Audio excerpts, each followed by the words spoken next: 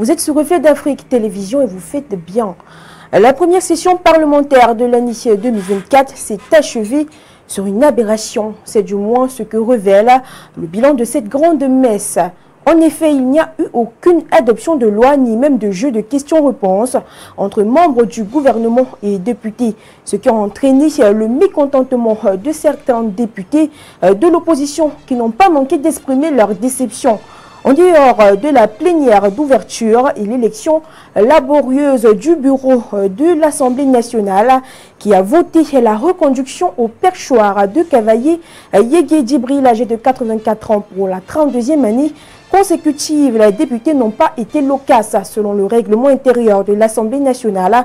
Mais en absence de proposition de loi, une session parlementaire ne peut se tenir sans audition des membres du gouvernement. Dans son discours de clôture, le président de l'Assemblée nationale a rappelé que le Cameroun avait des institutions solides qui fonctionnent normalement, citant notamment l'entrée en fonction du Conseil constitutionnel en marge de cette session. La prochaine session parlementaire se tiendra au mois de juin prochain. Ce sera d'ailleurs l'avant-dernière avant 2025, une année électorale au Cameroun. Le Programme alimentaire mondial PAM et l'Agence des Nations Unies pour les réfugiés HCR ont alerté le 8 avril dernier sur un risque d'interruption de l'assistance alimentaire vitale aux réfugiés au Cameroun en raison d'un déficit de financement. Les réfugiés de l'extrême nord de l'Adamawa, de l'Est et du Nord pourraient donc se retrouver sans ration alimentaire dans les prochains jours. En effet, le manque de financement avait déjà contraint le PAM à réduire à 50% les rations destinées aux réfugiés de ces différentes régions du Cameroun et à distribuer des paniers alimentaires incomplets depuis fin 2023, manquant certains produits tels que les légumineuses, l'huile végétale et le sel. Quelques jours après sa nomination au poste de Premier ministre du Sénégal, Ousmane Sonko a publié vendredi dernier la liste des membres de son gouvernement constitué de 25 ministres et de 5 secrétaires d'État qui sont, entre autres, Madame Yassine Fall, ministre de l'Intégration africaine et des Affaires étrangères, le général Biram Diop, ministre des Forces armées, M. Ousmane Diagne, ministre de la Justice, garde des Sceaux, Général Jean-Baptiste Tini, ministre de l'Intérieur et de la Sécurité publique, M. Biram Souley Diop, ministre de l'Énergie, du Pétrole et des Mines, M. Abdourahmane Sarr, ministre de l'Économie, du Plan et de la Coopération, M. Tiek Diba, ministre des Finances et du Budget, M. Malik Ndiaye, ministre des Infrastructures et des Transports terrestres et aériens, M. Daouda Ngom, ministre de l'Environnement et de la Transition écologique. Et au Kenya, le président William Ruto a effectué une visite de travail de 24 heures en République centrafricaine le samedi 7 avril dernier. C'est une première pour le chef d'État kényan dans ce pays. Accueilli chaleureusement par son homologue centrafricain Faustin Archange Touadéra, le président Ruto et son épouse ont eu l'opportunité d'échanger sur les moyens de consolider les liens entre le Kenya et la RCA. Cette visite marque un moment historique dans les relations bilatérales entre les deux nations.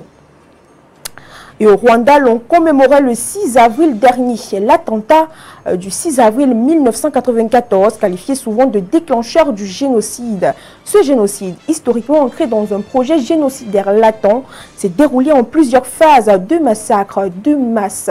Stratégiquement, il s'inscrit dans le refus du noyau dur de l'État rwandais de réintégrer les exilés Tutsis qui étaient l'objet de la guerre civile rwandaise de 1990 à 1993. Cette guerre opposait le gouvernement rwandais constitué d'Hutus, soutenu par la France via l'opération Nord-Ouest au Front patriotique.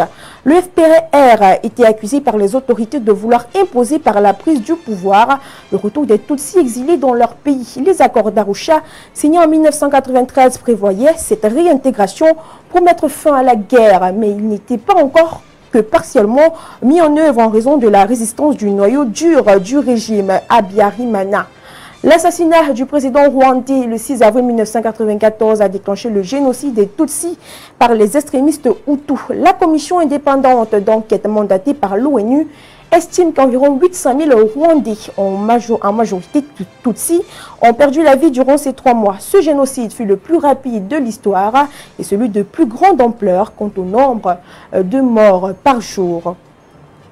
Et au Zimbabwe, le gouvernement a pris une mesure cruciale pour atténuer la crise monétaire qui sévit dans le pays. En effet, le pays va lancer une nouvelle monnaie afin de remplacer l'ancienne qui a subi une dépréciation significative ces derniers mois et a été rejetée par la population.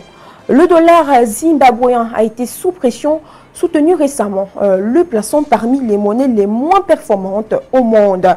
Depuis janvier, sa valeur a chuté de plus de 70% sur le marché officiel et s'est encore plus effondrée sur le marché noir. Bien que ce soit illégal, l'inflation a également augmenté, passant de 26% en décembre de l'année dernière à 34% en janvier, puis à 55% en mars, selon les chiffres officiels. Le gouverneur de la banque de réserve du Zimbabwe, John Mushayavanu, a annoncé que la nouvelle monnaie s'appellera le ZiG.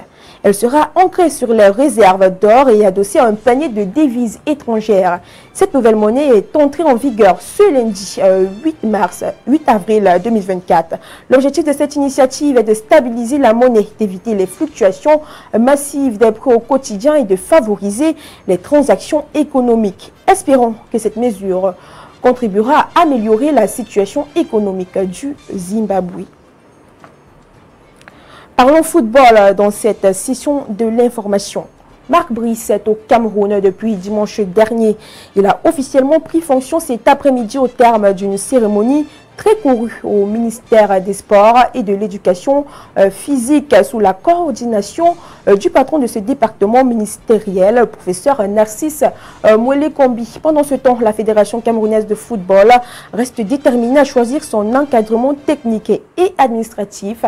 Il ne reste donc plus quelques heures à Samuel Eto'o pour respecter les instructions qui lui ont été données à cet effet samedi dernier par le comité d'urgence de l'instance fêtière du football camerounais. Jusqu'où ira la FECAFOOT dans ce bras de fer qui l'oppose au ministère des Sports et de l'Éducation physique? Nous y reviendrons dans nos prochaines éditions.